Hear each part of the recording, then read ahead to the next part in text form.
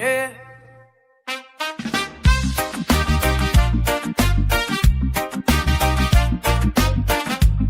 Ay, ay, ay, ay, ay, ay, ay. Whoa. If the real talk gets in hard, bring it up. If the lies need sunlight, bring it up. Cause every night we talk love and then we talk lies, then we laugh. Then we open your eyes. If it's messy but it's funny, bring it up. If it's sweet but it's shady, bring it up. Cause every night we talk love and then we talk lies. Real talk in our Cayman tonight.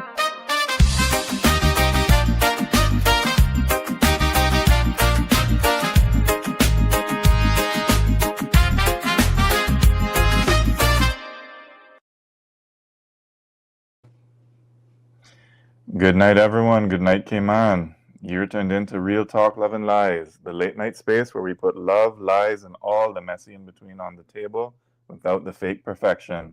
We're your hosts, Alfred and Matilda. And as always, our real co-hosts are you, the listeners. Your stories shape this show. If you're new here, this is where we talk honestly about relationships and betrayal, laugh so we don't cry, and ask the questions most people only whisper about in group chats. So get comfortable, plug in your headphones, or turn the volume down low if the kids are still awake. This is Real Talk, Love, and Lies, and we're just getting started. I'm so sorry. I was on mute. Hi, on mute. I'm Matilda. Continue. We're not therapists or lawyers, and nothing discussed on this program should be taken as professional advice. The content is intended for discussion and awareness only and is not a substitute for counseling, legal guidance, or medical care. All stories are shared respectfully, and any resemblance to real persons is purely coincidental. So, Matilda, talk to me. How you doing? I'm doing all right. I'm doing okay. I'm loving this weather. And you notice that it got colder again today? Mm-hmm. I think like toward the afternoon, it started to get colder again. And I'm like, oh my goodness, I was afraid if it was leaving us. It's staying. I hope it stays like this for another 3 weeks. I don't know when they call it cold, and it always, people complaining about, oh, this is cold, and think, this is light stuff. I can go out in shorts and one marina in this weather. Yeah, I mean, I love sure, it. but it's still great. It's still good. It's such a relief. Mm-hmm. Not cooking, not out on the road cooking. Mm. Well, before we get into tonight's topic, if you're watching this and haven't yet followed us on Instagram or our WhatsApp channel, do give us a follow on Real Talk, Love, and Lies on Instagram. We are growing. Yeah. And we are going to be talking tonight about how not to be an incel this Valentine's Day. Now this is a topic for me, right? That incels annoy me. They make my blood boil. So tell me, what is an incel? So I'm gonna Google this so that I don't like give you the Matilda version. Because the Matilda version is far more inclusive. So incel, according to the dictionary, is the Oxford Dictionary, a member of an online community of young men who consider themselves unable to attract women sexually, typically associated with views that are hostile toward women and men who are sexually active. So for those who are listening and don't understand why the term incel, it's really a shortening of the term involuntary celibate. So in from involuntary and cel from celibate. So these are, like Matilda says, men who want to engage in certain activities, and because they are not able to do so, they are celibate by in what they consider to be involuntary. But yeah, so let me tell you my beef with it. Do you mind if I start with that? Sure, go ahead. My beef with the entire premise of involuntary celibates is this. First of all, involuntary celibate suggests that you are not responsible for your state of celibacy, when actually what you are is a repulsive human being. Repulsive? repulsive, repugnant. Wow, So that's a strong involuntary, term. and I mean that down to my cellular level, okay? Aye. Because one of the things that I find about incels, generally speaking, the ones that, first of all, they believe that they are entitled to sex. Second of all, they Okay. believe that their inability to attract someone to them sexually is the other person's fault. So they generally blame women. And it does not take into account the plain basic science of natural selection. If you cannot attract a mate, that means that your genes are not intended to continue. And one of the things that I find that is that they insist upon themselves, generally speaking. I have very little patience for people who find themselves under this label, right? They insist, like, one of the things that I really get frustrated about is their entitlement, because they insist, and in fact I would include in the definition of incel all of these men that use the term high value man and call women females. Like, those two things, they like, and you, that to me lines up as incel behavior. So the thing is that they're making themselves completely repugnant in their behavior, but they're blaming the person they're trying to attract, or are pissed off that they can't attract, for not being attracted to their repugnant behavior. So I don't think it's involuntary. I think it's voluntary as hell. You chose to be an asshole. An So, unfuckable asshole. There we go. That's my oh, incel. so so you're saying it begins with loneliness, but then it's sustained by entitlement? Yes. Would that sum it up? Yes. Well, No, I don't even think it's that. I think it starts before loneliness. I think loneliness is the result of their bad behavior. Like, nobody don't want to be around stupid people. Nobody don't want to be around people that are repugnant. Behave yourself better, clean yourself up, have a shower, stop gaming, ease off on alcohol, have a life outside, get into the sun, lift a weight. so basically, improve yourself. Improve yourself, work on yourself. It's so Improve funny, right? yourself. And that's always, aside from all of these, how to win her over, and how to get your partner, how to whatever. So my I found that the best dating advice for anybody is just self-improvement in all areas of life. Focus on yourself, and the people just come. They just do. but these people don't come with that belief that they need improvement. They come with a basic narcissism and ignorance that they are convinced, and in lots of ways I blame their parents, because somebody must have told them that they was something special at some point, right, without them actually having to qualify for it. And I don't think it's any coincidence that we are seeing the rise of the incel not long after seeing the rise of everybody gets a trophy in school. Uh, so again, going back to that whole culture of entitlement. Yeah, is that entitlement? But I'm coming from this as a woman who finds them repugnant. So immediately, and it's so funny because, and I want to hear your perspective on this, but I saw something on social media the other day where somebody walked around with a mic asking women, would you be willing to live on a planet where there were only women? And the women were like, yeah. Oh my God, yes. Sure. Sure. Everybody they asked, every woman that they came across that they asked, do you think you would enjoy living on a planet with only women? They said yes. And when they turned around, they asked men, do you think you would enjoy living on a planet with only men? Absolutely not. Absolutely not. I wouldn't even want to visit. Right?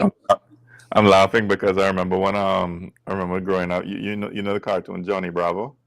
Mm-hmm. Mm-hmm. And you know how Johnny Bravo was always doing his little antics to attract a woman. And I Yeah. remember this one episode where he lands on he goes on this island. Is nothing but beautiful women on this island. And he gets kicked off. Can't remember, but then he ends up on this island, and the guys there. He's like, okay, well, welcome to the island of beautiful men. and it's Okay. in a complete hell. Right. So So yeah, I understand what you're right. saying. Uh-huh. So this tells you that women have grown in society to become people that they enjoy their own company, and I think that women also support each other in community much more effectively than men, right? Mm. And you can see that because men don't want to spend time in the company of other men, but at the same time, you have incels who are trying to prove themselves to be men to other men and blaming women for not wanting them. So they're operating like they're working towards male approval by being more and more offensive and more behavior like high value. From the time a man tell me he's a high value man, I know immediately that he probably got two brain cells knocking around in his brain. Oh shit. Well, Immediately, I don't hear anything he says after that. From the time I hear high value man come out his mouth, nothing come out of his mouth after that makes any sense to me. I don't got no space for it, no interest. I'm done. Like I already put him in his box, tucked him into his cage, into his sandbox. well, I think what's going wrong there is that in terms of men's relationship to other men, we're talking about straight men here, right? Um, Mhm. it's Are there important. incels? It's important for men. Hold on. I mean, men by themselves are competitive with other men, right? We're naturally competitive with other men. But at the same time, it's important for us that we command the respect of other men. But then how do you command the respect of other men? How do you command the respect of your competitors? You compete. So this goes back to what I was saying, that you have to, if you're in this situation where you say it's involuntary, you don't want to be by yourself, you want to be with a woman or a man, whatever your preference is, right? You have to put yourself out there. And like you said, you can't be just home playing video games, mad at the world. Well, therefore, No I'm deodorant, attracted to not this showered in person. 5 days. Exactly. Like you have to put your best foot forward. And your best foot might not be the same as somebody else's best foot, but you can always do something to improve yourself.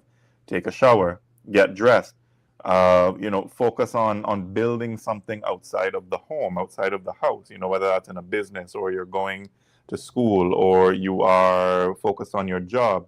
Go out there and socialize with other people, mingle with people.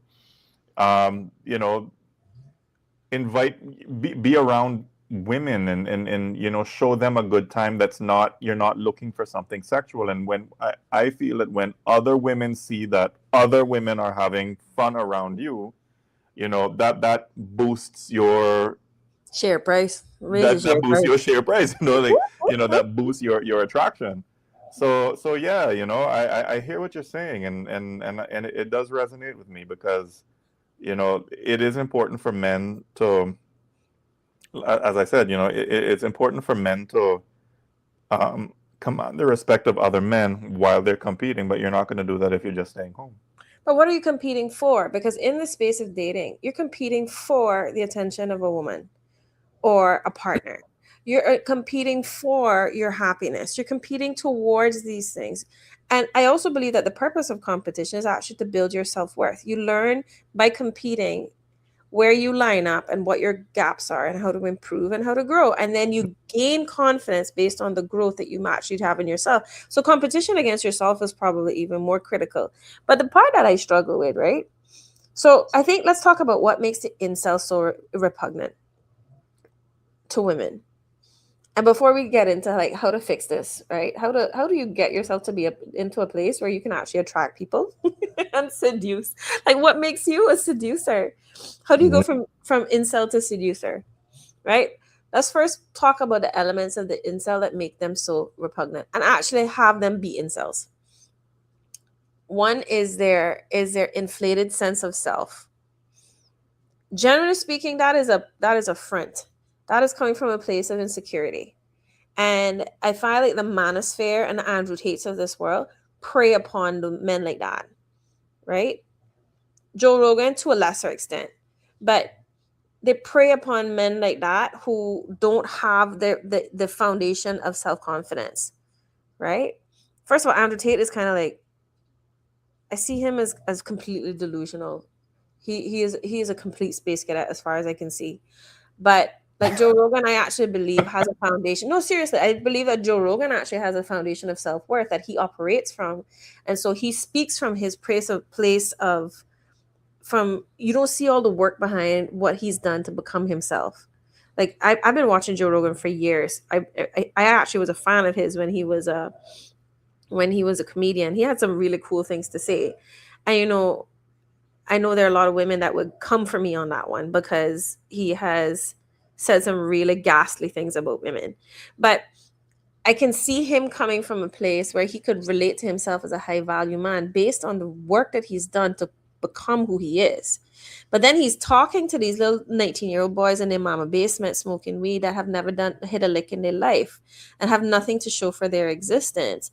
And they are now being told, no, you need to be treating yourself like a high value man without actually becoming one, right?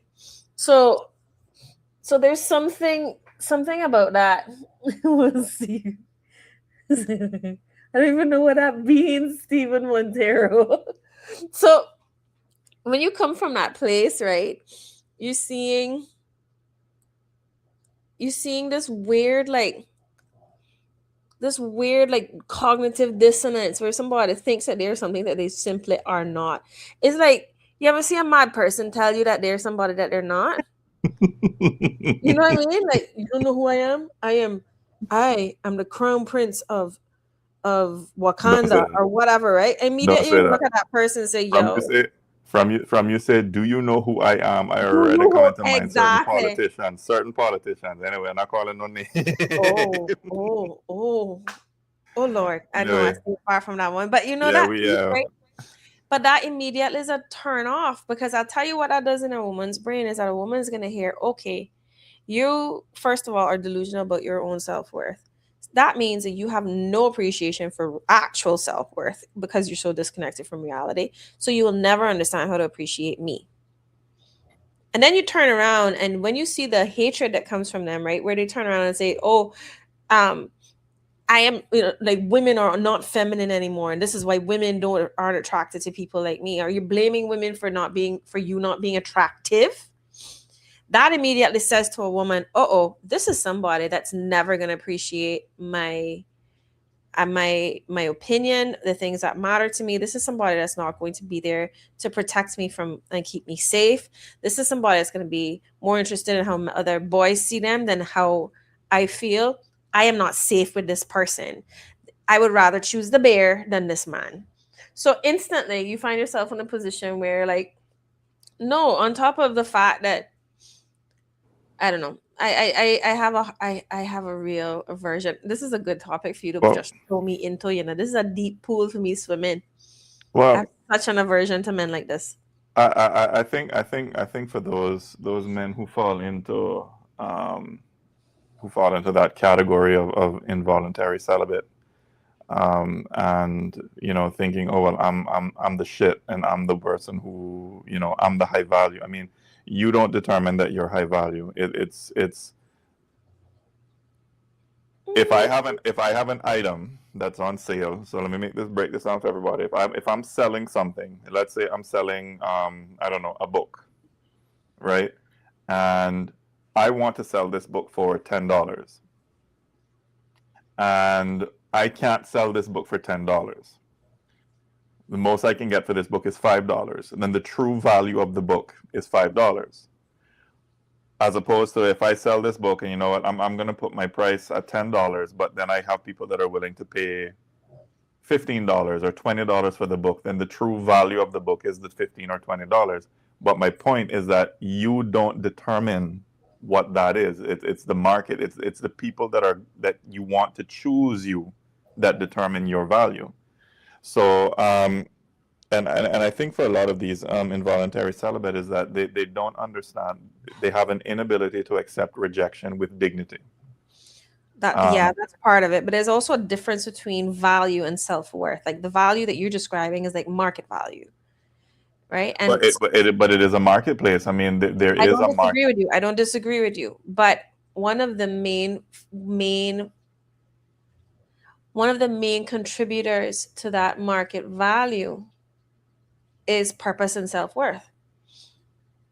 They're two different things, but one is a prerequisite for the market to value you. Like, you have to have self-worth, you have to have self-respect, you have to have created yourself in, and not this narcissistic, I have a penis, therefore I'm a high value man. I have a pulse. I have a pulse, Well, therefore I'm a high value man. well, where I believe that most people don't begin angry. I think that these people begin isolated, and all of those things that you talked about, you know, the entitlement and the participation trophies and stuff ties into it. But Mm. I tend to come from the view that this begins with isolation, and there are many different reasons why they're isolated. Um, Inability to accept rejection, so repeated rejection, unable to connect with other people, and just the social awkwardness can turn into frustration. You know, and if there's no framework to process that pain, it's going to look for somewhere to land, Mm-hmm. right? So where the problem begins is with unmet desire, in my view. Um, but segueing into seduction and why seduction collapses in an incel mindset is because seduction very much depends on freedom. People Mm. lean in when they feel safe and they feel unpressured and they feel respected. But that resentment that a lot of incels they hold inside, what that does is that creates pressure, and pressure kills that desire. Mm-hmm. So when somebody says, you know, well, why don't women want me, or I guess whatever your proclivity is, why don't men or your partner, why doesn't anyone want me? Oftentimes the uncomfortable answer is because they can feel the bitterness. Because you Like got you stank just reek attitude. You're right. bitterness. It's just this bitterness that you exude, and you know it comes across. You ever heard of this term called the pick me? Mm-hmm. Pick me, pick me, Mm-hmm. pick Mm-hmm. me, Mm-hmm. pick Yeah, me, yeah. and it's annoying as hell. People don't want to be around you, And there's so and many different versions of it because yeah, Mhm. yeah, you know. So I still stuck on something you said earlier, just not a couple steps back, which was um, that you think it starts out with isolation. I don't think so. I think there's a step before that, and it starts with self-absorption. And the self-absorption then leads to the isolation. You see? Like I think the narcissism comes first. That is deep rooted. And in fact, that might be the gene that evolution is trying to weed out of humanity right now.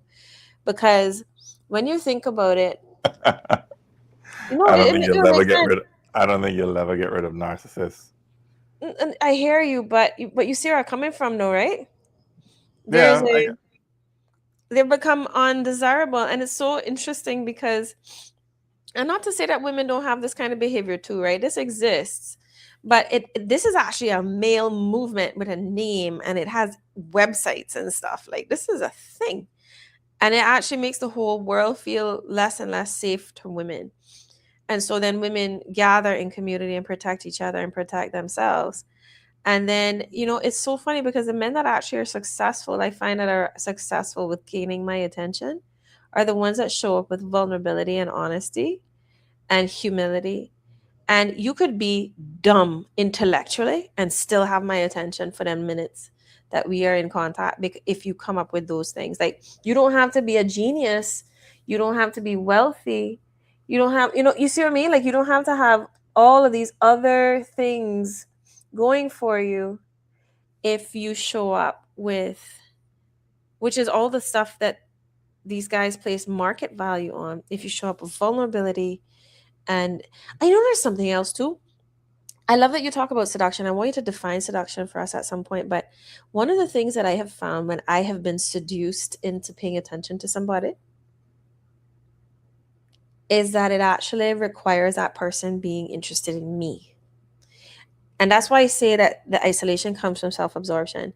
A good seducer is somebody that is not ashamed to pay attention to you. Mm-hmm. That attention factor, especially now in this period of like 10-second short videos, and like, it is so juicy to have somebody look you in the eye and call your name. Well, that leads into how we can try and help these incels. And by the way, do you think they can be female incels as well? Or the equivalent of female incels? I think there are bitter women, but they're not many, because women have begun to embrace this singlehood. Okay. I think there are women who are sad about being single, but I think that passes over a certain age when they're no longer able to have children, and they no longer have the drive of their hormones to try and have kids. And then you see that there are a lot of women that have decided they don't want to have kids. So at that point in time, all relationships are optional. Like, you don't need a relationship. And there are people that will go to a sperm bank and go make themselves a baby, no problem. Like, done.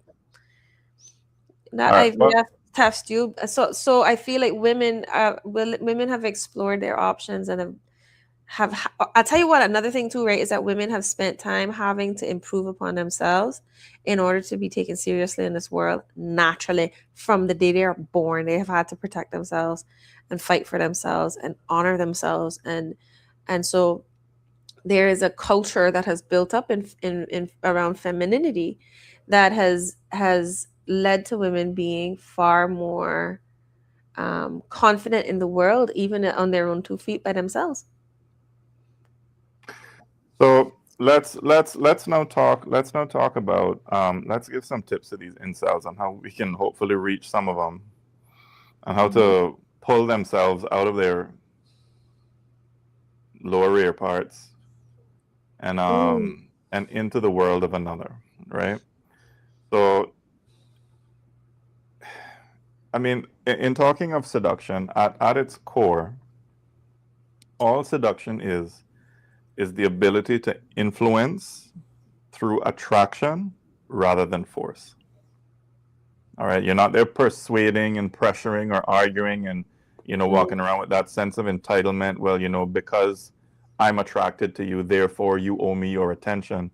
It's about drawing people toward you emotionally. It's about awakening that desire. Right? People rarely make decisions based purely on reason. Right? So you could be, all right, you want to talk about high value, you could be one of those men who maybe you do have money, or maybe you do have the nice car and the resources and that sort of thing. And that might get you some limited success when it comes to dating, but it's not in and of itself a seduction strategy, right? It's seduction engages fantasy, it engages longing, it engages feeling, imagination, right? There are parts to all of us that want to feel special. We want to feel alive, we want to feel understood, right? You're trying to create a feeling that they want to remain inside. You're not trying to convince somebody, well, this is why you should date me because I bring X, Y, and Z to the table, right? And the thing is with seduction is that it doesn't announce itself. Matter of fact, seduction avoids urgency, it avoids demands, it avoids any kind of blunt intention. Which is the opposite of an incel's approach. Right. It suggests, it invites, it creates curiosity. Yeah? Yeah. I can see that. It creates an atmosphere.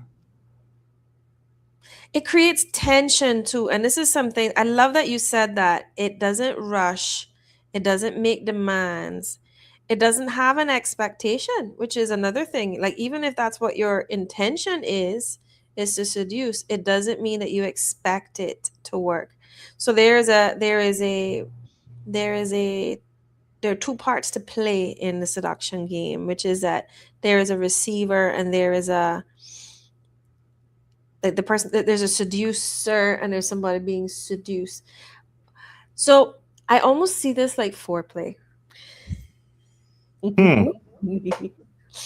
What you just described to me is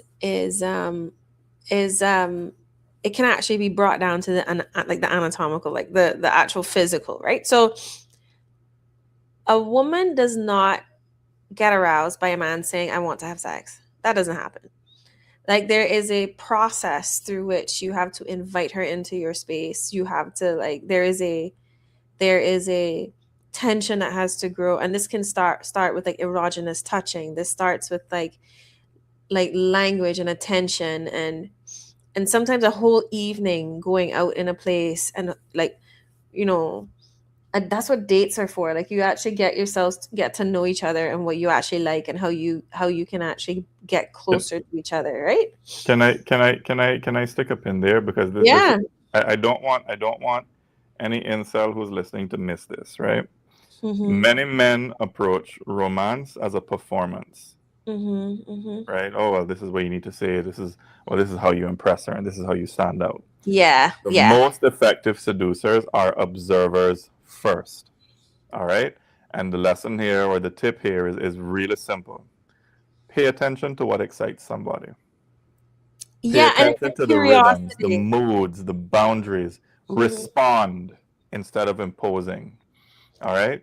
Yeah, yeah, yeah. It being heard, like Matilda just said, being heard is often more intimate than being dazzled. You know what it does to somebody, as she said, in this world of short attention spans and TikToks and 10-second videos and this and that, you know what it does to somebody when you just sit at a table and you hear them talk.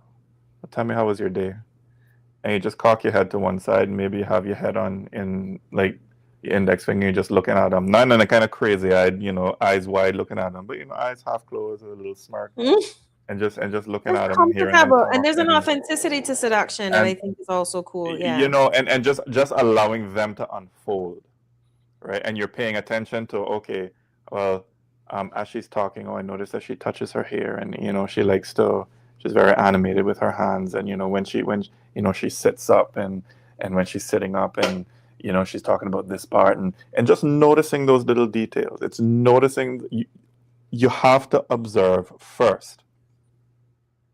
Which means you have to be curious, and you have to get out of your own head. You have to get out of your own way and all the things that you desire, and actually get into community with women. And I love that language of, this. You're seeing a lot of that language now, where people are talking about dating and stuff like that online. It's talking about getting into community, making friends with people is a, like, I almost wouldn't say that this is not enough time for an incel to recover within a week. An incel has a lot of work to do to build community, to build themselves some confidence, to find out what their interests are other than bitterness, right? And so there's like, but the starting point is the curiosity about somebody else's interests, about somebody else's day, about somebody else's life, paying attention, and no longer self-centered, right? So that's like the first step. What else do you see? Because I know you were talking about this book, The Art of Seduction. Mm-hmm. What else do you see? Because I love that book. I read that years ago, and I don't actually have my copy on me now. But I remember them talking about courtesans and the courtesans of Venice, and how they seduce people. And they would seduce people without even becoming sexual in some cases, right? And they had all of these followers and these benefactors. And how did they do it? They made themselves, they worked on themselves, they worked on their own beauty, they worked on their own, they actually, some of them learned how to, they would actually study to be able to hold conversations with men that women in those days really didn't have the education around, right? Mm. So like that taught me so much, like building yourself up and learning the things that interest the people that you're intending to attract, and doing so from a place of actual curiosity so that you can participate in that world. That's a big part of it. Like, a lot of these guys just don't know how to participate in the world of women because they have no curiosity about them. They've already have a foregone conclusion that their world and their thinking and everything about them is superior. Well, that leads me now to my next tip, right? Mm-hmm. Cultivate an air of mystery. And especially in this age where everybody is posting everything on Instagram, and everything has to be on TikTok, and when you're fighting with somebody, you post it up on your WhatsApp status, and it's very indirect, but we all know You're talking about somebody else or whatnot. Stop all of that. Cultivate an air of mystery in everything that you do. And to be clear, mystery isn't secrecy. It's restraint, right? And it emerges when you don't overshare things immediately. So let's say you're talking to somebody and you're not going to overshare. You're not going to talk about everything in your that's going on in your life or in your personal life. If you're in a conversation with someone and there's a silent beat in the conversation, just allow the silence to exist. You don't have, not everything has to not every silence has to be filled. So I mean, if you go back to my example of, two people sitting across each other at a dinner table, and the person opposite you makes a point, sometimes just looking at them when they're finished their point and just giving a little smile and Just listen. a soft blink. Mm-hmm. That's enough. I mean, it sounds corny when I say it, but I mean, sometimes that's enough. It's like, well, what is he thinking? What and you're inviting that other person, so you're showing curiosity for them. But now when you are allowing that silence to exist between, it also invites them to be curious. Well, what is he thinking? Right? Just letting the connection unfold gradually. But there's Right? also another piece In other to words, that. it's about pacing yourself, right? But there's We another live in a piece culture of instant here. access and constant messaging and as soon as somebody messages, I tell you what,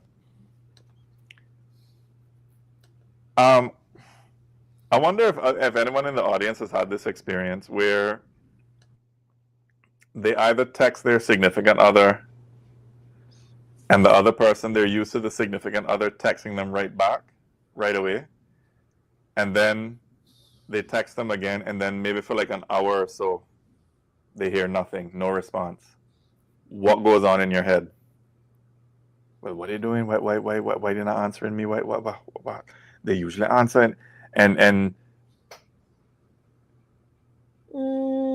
I don't know about that one. That one, restraint I think that is breeds like as that is a confidence. that I hear you with You don't that. have to hide. You just don't have to reveal everything at once. What are your But thoughts? I don't think there's there's something about that that feels like manipulation. Like, to me, the whole thing about messaging and not messaging back and etc.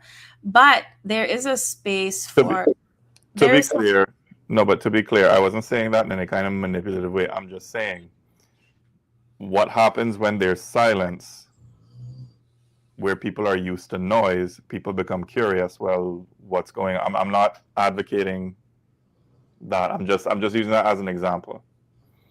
Not every silent moment needs to be filled with talk. You want to, part of mystery is restraining yourself and just allowing that silence to exist.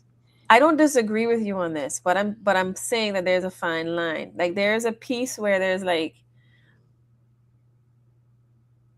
when you are, that silence piece is very important. It's not just about mystery though. There's also something that I don't think people, particularly men who are intent on mansplaining, they don't they believe, they act as though they believe that the world has to know what's going on in your head. And the truth is that is not the case. Sometimes the things that are going on in your head just belong in your head. And sometimes you just need to sit with them and enjoy them. They're yours. Not everybody has a right to those things, and not everybody has an interest in those things. So there's like a gap between the inner monologue, and creating that gap between your inner monologue and the world of your outer interactions is actually what you're speaking to, which is allow those silences to be there, and then allow there to be space and time so that you can get to know each other. You can't get to know each other no matter if you've used all the words in the dictionary in 24 hours. No one can get to know another person in 24 hours. So it takes time. There's a lot of nonverbal. There's a lot of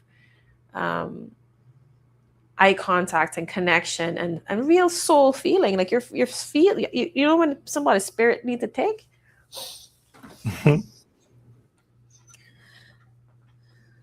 But practically speaking, I think what we've come up with so far has been be curious about other people, allow space for them to show up into your space, give them attention, because attention is an important piece, and leave space for silence. You don't have to reveal everything at once. Allow yourself to unfold, not just the other person.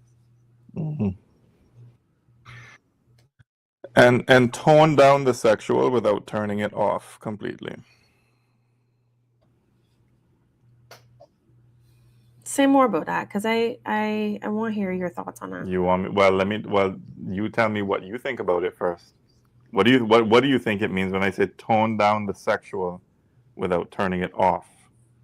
Well, I know what you mean by that, but I actually think that turning it off is actually a very important thing, because it can be sensual and not be sexual, and that can in and of itself is a seduction, because there's a space then where there's like, when will it be? You know, there's some tension that builds from that. This is why they talk about erogenous zones in your body and touching, like on the arm, behind the ear. Like there are places that are non-sexual that have such a major impact on seduction. So you can turn it off. That's my point. Like you can actually turn that off and become probably even more seductive, because it gives the impression that you're waiting for consent. You're waiting for the space, and you're allowing that other person's space to get comfortable with you. So I would say turn it off. That doesn't negate your seduction. That's my thought. Well, when I say, I mean, in my view, if you turn it off completely, then you sort of, I mean, if there's the hope, I mean, it's a game. And I know how that sounds. People are going to think, oh, well, people don't want to play games and that kind of thing. I mean, first of all, I just want to make clear, seduction isn't something that is automatically manipulative by itself, right? It's neutral. It's how you use it. But I mean, it is a game. And when I say tone it down without turning it off, I mean, okay.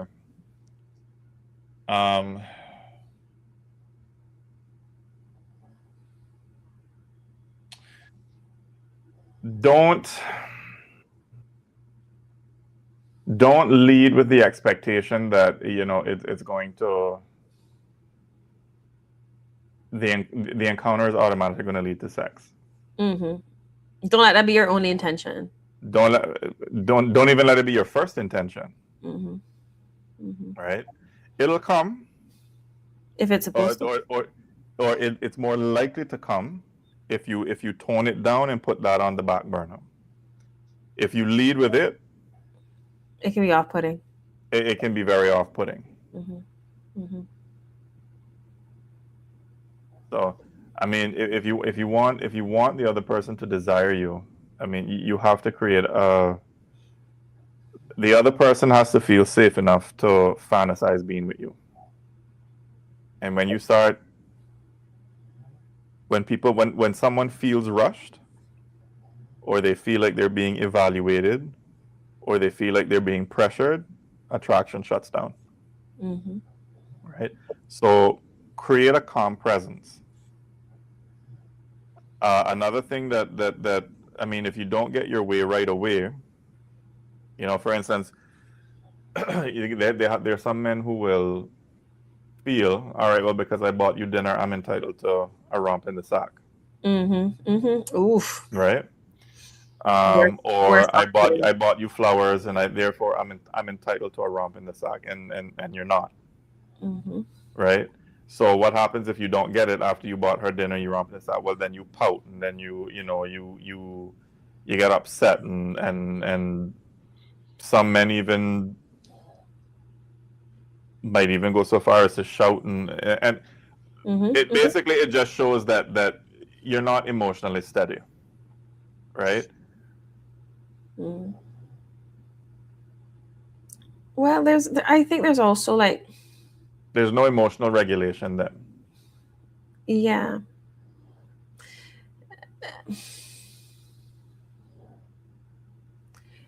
There's also something there too around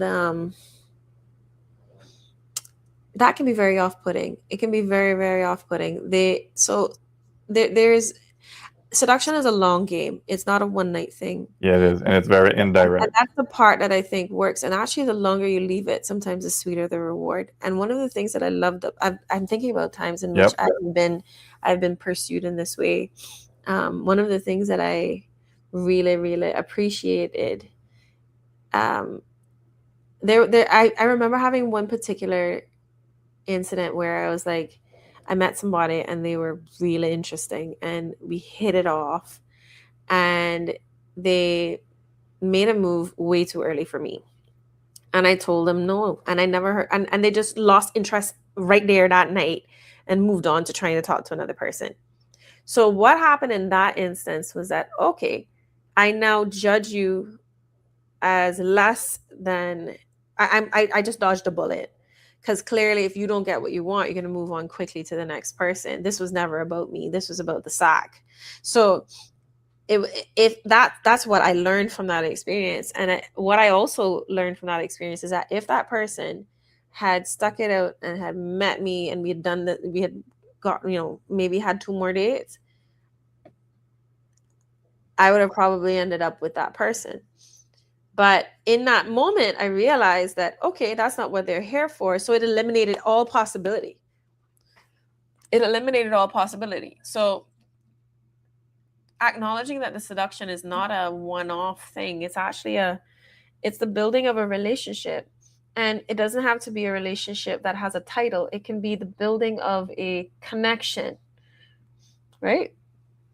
So let me give you another example. So the dinner, paying for dinner and drinks and, or maybe a gift and then just assuming that sex is now expected. That's one example. Let me give you another example, right? Maybe after 1 or 2 dates, maybe not even before the first date, you're constantly texting her, or, you get upset about slow replies, or you say, well, who are you with now? Mm-hmm. And you're acting as if exclusivity is assumed, especially more in the beginning. She begins to feel pressured and she begins to feel crowded.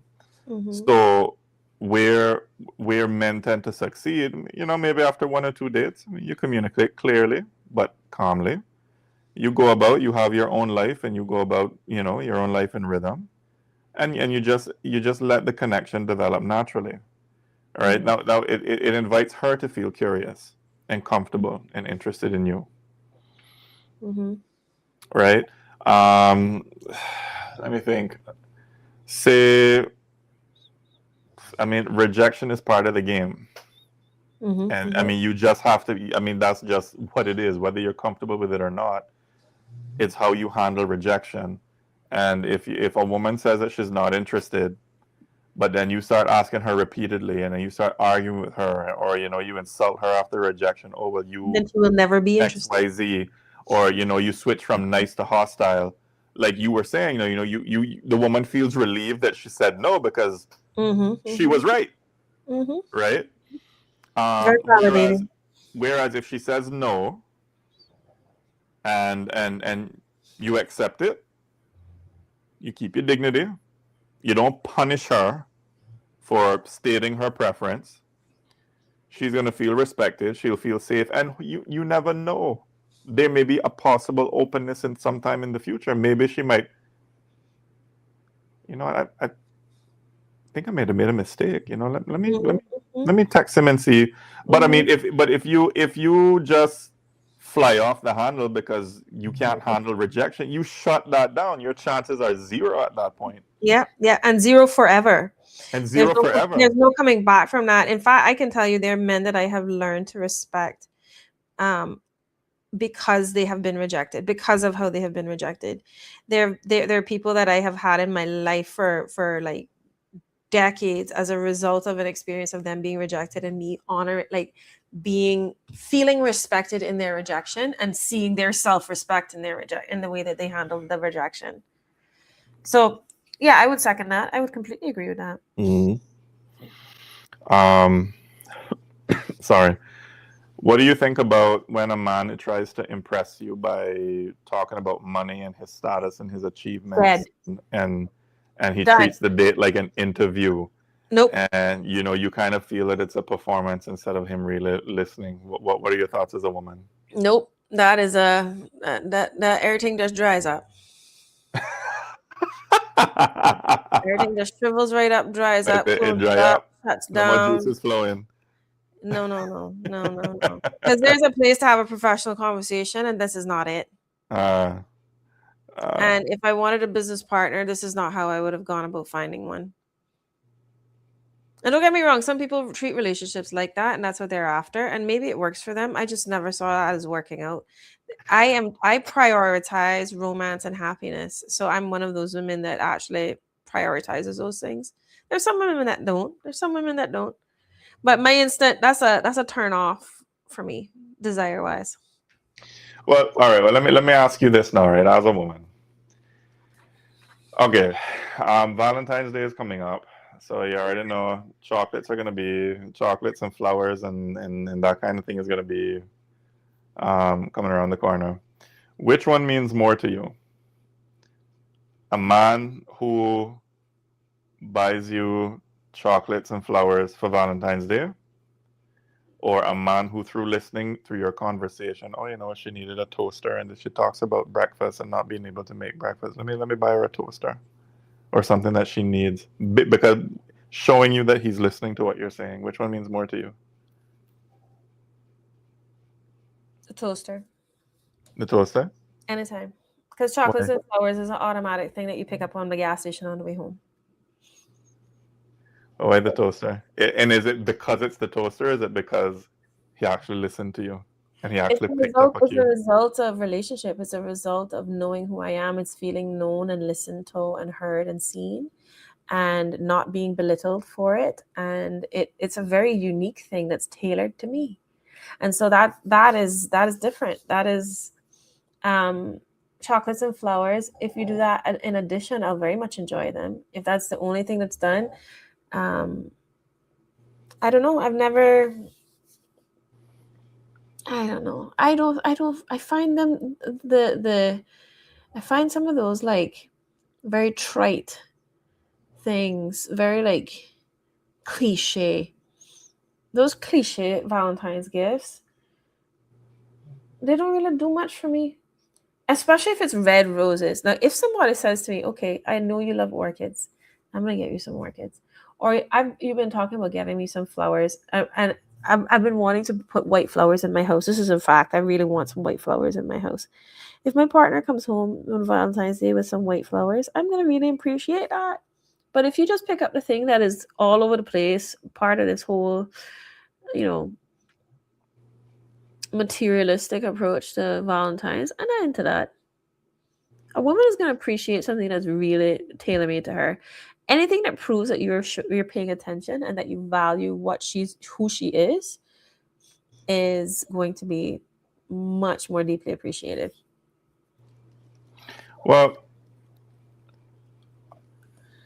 I'm looking at the time, and I want to talk about the poll results that we sent out a question. I kind of want to get your thoughts on it. What do you think seduction really is?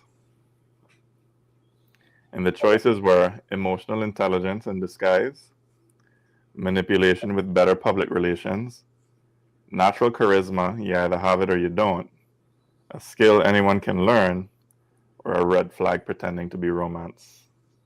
What are your thoughts? And then what do you think? Is there any hope for any of these incels? I think it's a combination of two things on this poll. I had a hard time voting. I think it is a skill that anyone can learn, but the foundation, the prerequisites for learning that skill is emotional intelligence. Like working on yourself and doing your own healing is going to put you in a position to do that. I don't think it's manipulation alone, but sometimes it can be manipulative. Don't get me wrong. But some people are naturals, yes, but I think emotional intelligence is a starting point for it. Can incels learn? I think, I think they can. You're starting to see some of these men actually start to grow up and come out, and they, you know, like they call themselves rehabilitated incels or former incels, and you see them starting to talk about like the position where their minds were at when they were in those places, and it makes me really feel badly for the incel, even though I think the incel itself is repugnant. I can see that there's a vulnerability that's being preyed upon for political gain. So I have hope that boys always grow up to become men, even if that happens in their 80s. I do have hope for them, because without hope, where would we be? So, all right, is there anything here that you are surprised by the poll? I am surprised that manipulation with better PR and a red flag pretending to be romance has the higher. Those are the highest results. Right. I was surprised by that. I was a bit sad by that, because I will tell you how many people have been hurt. That is like my instant thing about seduction. Like, if you think seduction is a red flag pretending to be romance, somebody hurt you by seducing you, and I get that. And what do you think it says that it looks like it tied for the least popular answer, that is natural charisma. You either have it or you don't, and it's a skill that anyone can learn. Well, those are two opposite answers. But they're the extremes, right? One is completely open to possibility, and the other one is completely shut down. Either you're born with it or you aren't. I actually don't think people are born seducers. I think that it's a skill that you learn. It is a part of a package. It is a skill. Can anyone learn it? I don't know. I'd like to think so. I'd like to think so. I like to think that the humanity is capable of learning. All right. Well, so let's sum up now. So if you could pick one incel, sum it up for them. If there's one incel that you meet that had hope, or that has hope for change or rehabilitation. I haven't met one yet, so this is going to be hard for me. Not that I haven't met incels. I've met a bunch of incels, and they hide. You know, like some of them hide, and a lot of them try to dominate me in conversation. I'm a target for people to try and like conquer in debate, and I just don't like debate. I get bored of debate. So incels lose me very quickly. So to say that I have hope that shows up in practice, no, not enough for me to fix, but enough for you to fix yourself. All right, well. They don't hold my attention for more than 2 minutes. Well, with that said, well, let's end this on a hopeful note. Loneliness isn't a failure. Entitlement is the failure. And attraction begins when people feel free to choose. And that's where the real connection starts. Yeah. And if I had a final word, a final thought on this, it would really be this. I have hope that the men of our world learn to love themselves and each other, and start to regulate themselves in a way that has them catch up with the evolution of women, so that we can continue to partner moving forward. And with that said, we're Real Talk, Love and Lies. Alfred and Matilda, wishing you guys good night. Night night, Cayman. Cause real love steady, it don't need show. It move like reggae bassline, nice and slow. Real talk, love and lies. You see through all them disguise. Truth come first, we no compromise. Open your eyes, open your eyes. From Cayman Shore to City Lights. Real talk, love and me talk lies. Hold your heart, check your vibes. It's real talk tonight.